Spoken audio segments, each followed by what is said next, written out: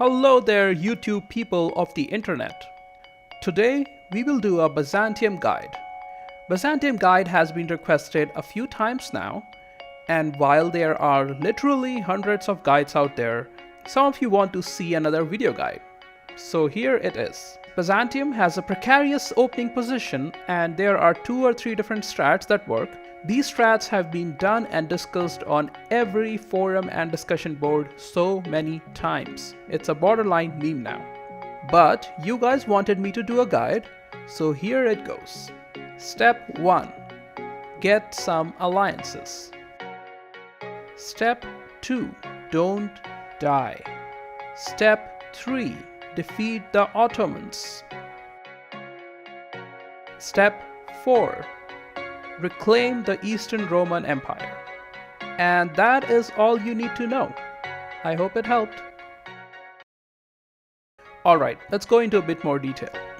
But instead of repeating the same 3 strats, I will show you how to play Byzantium without restarting or re-rolling.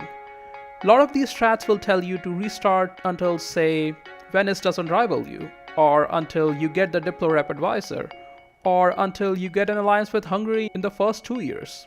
But we are going to consider every scenario and play out from there. First of all, delete the fort in Morea. Forts are stupid. Also mothball the capital fort. Transport your army to Morea and set light ships to protect trade in Constantinople node. Now set your army maintenance to 0. Set your attitude towards Ottomans as threatened, because let's be real, you are scared by the boogeyman or you wouldn't be here. In addition to being the truth, setting attitude as threatened also gives a bonus for Ottomans rivals to ally you. It's a small game mechanic that can work in your favor. You should also ally Theodoro at this point. They are the only one nation you can ally at the start, and it seems that's almost always the case. I did a few restarts to confirm it. This alliance is just to slightly deter Ottomans so they don't declare on you first. You can improve relations with Emirati as their ruler is old and you might get lucky and get your dynasty on their throne. Royal marry them when you can, but if they get an heir before that, just don't worry about it. Also improve relations with Hungary. They will be your main ally early game. Check their rivals and don't ally them. You are going to bet everything on Hungary as they are the only big nation who will ally you in the first few years. Also improve relations with Albania, but don't ally them yet. You can royal marry them if you're feeling extra frisky. Venice usually rivals you. If Hungary has rivaled Venice, then rival Venice back as well. If Venice hasn't rivaled you, try to improve relations with them and prioritize this over Albania. Improve relations with Athens whenever possible, and also keep improving relations with Mamluks, even though they are not going to ally you anytime soon. Next, set your rivals. Again, don't rival one of Hungary's allies. You will be able to pick from Bosnia, Serbia, Venice, maybe Karaman, even Ragusa or Knight or Moldavia. Just pick 3 rivals, it's not that hard. Once your army is in Morea, mothball your fleet. And that's your opening moves. What follows next is just trying to stay alive for a few years. Just like real life. Allies are the only thing that will keep you alive. For Hungary, as soon as you see alliance reasons getting close to -10, train some more infantry. How many? I don't know, pick a number. Maybe like 3. Then hire the Diplorep guy, which you should have most of the time. If you don't have him, either send a gift to Hungary or wait till they accept your alliance. You need to get this alliance sooner rather than later though. You can wait only if Ottomans are already busy with another war. They usually attack Karaman or Kandar fairly early most games. If Poland doesn't take Lithuania as PU subject, start improving relations with Lithuania. You can also target Poland as a potential ally, but most of the time Hungary will rival them. And if they haven't, do everything to ally Poland too, as they will be very useful against Ottomans. And again, keep improving relations with Albania and Mamluks. You obviously can't go head to head against Ottomans. What you will do is basically guerrilla warfare. Outrun, outlast, hit them quick, get out fast. But even then, you don't have anywhere to run because Ottoman army will murder you and their fleet is stronger than yours. So we will use the Albanian strategy. Ottomans usually attack Albania fairly early on, and this is your best chance on beating them. Note down when Ottomans declare war on Albania, now raise your army maintenance and unmothball fleet. Wait for a couple of months or so and then send alliance offer to Albania. Now you will be called into the defensive war against Ottomans. And here's where things get a little dicey. And you might want to click on that save button if you plan on rerolling. Albania will almost always join Venice Trade League. So Ottomans will be fighting Venice along with knights and a couple of other smaller nations. Ideally, Ottomans' main navy stack will be busy in the Adriatic Sea, so you can put your army in your transports and take them to Biga. You need to siege down Biga and block the straits, so you can easily siege down rest of Anatolia. Ottomans might have Crimea as their subject already, so you might have to fight them. Just remember guerrilla warfare for both land and naval battles. Don't take head-on battles with their 25 fleet stack or 30k army stack. Usually, Ottomans will have their hands full dealing with Venice and their allies.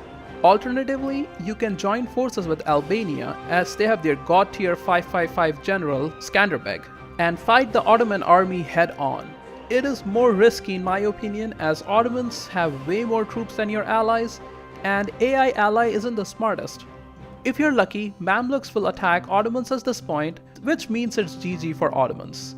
If not, you will have to head over to Balkan's side and siege down Edirne and Saloniki. In the peace offer, Albania will only take one province from the war, that's their core, and they will give you some of your cores back depending on your war score. And that's the first Ottoman war sorted for you. Now let's see what happens if Ottomans don't attack Albania soon. It's not a good scenario, because soon Ottomans will have the military tech advantage on you as you cannot afford a military advisor yet. You could consider doing an offensive war against Ottomans when they are busy fighting say Karaman or Kandar or some other poor Sab in Anatolia. The problem is there is no one to take on Ottoman navy now and you cannot block the strait, which means Ottoman army will march across and happily murder you. Also, Ottomans allies will answer their call to arms now. And if they have strong allies like Tunis along with subject Crimea, you are not going to win that war. If enough time has passed, you might be able to call in your ally Hungary on promise of land, but even then the odds are stacked against you. So what to do if Ottomans don't attack Albania soon? Well, you look for other smaller targets, such as Naxos, the Knights, Corfu, Venice, as Venice is usually attacked by Austria early, so wait till they are busy with war and attack one of those targets so you don't have to fight all the trade league. Another target is Ragusa or Albania itself. They are a good target to vassalize early on if they are fighting against you. From Ragusa or Albania you can conquer Serbia and Bosnia too. Then wait till you have enough favors with your allies and mount an offensive on the Ottomans when they are busy with another war. This will mean fighting Ottomans at a much later date, which isn't ideal, but hey, if you want ideal, go restart the game till you get ideal conditions. It's still super hard, and Mamluks would still not ally you, but you are playing Byzantium, so you obviously like playing super hard. And when you win the first war against Ottomans, the subsequent wars aren't a walk in the park either. You will need some help from your allies to keep whittling them down bit by bit. So yeah, that's basically how you defeat Ottomans as Byzantium. Couple of additional things I wanted to mention here. First is, say you can't find allies early on, and if Ottomans are not attacking one of the smaller nations in Anatolia, and you get a feeling they might target you, there is one strategy you can use, and use it only as a last resort. The strategy is joining a trade league. You can join a trade league only if you have just one province. So you gotta release Morea as a vassal, then join either Venice if they haven't rivaled you, or you can join Ragusa or Genoa trade league. Doing this actually gets you more income and more army, and it raises your game score, so now you can actually rival Ottomans. But then you will have to coordinate wars with your vassals, and we all know how useful AI ally is, and you will have to spend extra diplo points to annex Morea later. So it's not an ideal strat, but it will save you from imminent doom. There's a DLC for Byzantium called Purple Phoenix, which if you look at the DLC list on Steam isn't there. It was part of the pre-order pack for game and you can buy it from Paradox stores, or if you Google Purple Phoenix EU4 you will actually get a Steam link. Don't ask me why it's not on the list. But anyways, the DLC brings a lot of events for Byzantium, These events give you some free monarch points and stuff for conquering some provinces, and you get a new mission tree, which is really helpful as it gives you tons of free claims. The mission tree without Purple Phoenix isn't too bad either, so it's up to you if you want to stuff Paradox with more money. You will be dealing with Ottoman's threats when you start getting tech penalty from the Renaissance institution, so it's important to catch up on military tech fast. Spend some monarch points to get your capital, Constantinople, to 30 development. That will give you a nice boost to institution spread, and now you can also consecrate that metropolitan and get some extra discipline and manpower recovery for 20 years. And finally, don't forget, you can play the game of claiming thrones. I got an early PO or Cyprus in my game. Later, there's an event where you get a royal marriage with Russia. Go for it, as there's a good chance they will get your dynasty at some point. I managed to PU Russia by 1576, so by 1583 I had all of Ottoman province and then some, and I have Russia as PU subject. After that, it's really up to you. Keep completing your missions, they will guide you well. They also give you free permanent claims and other good stuff.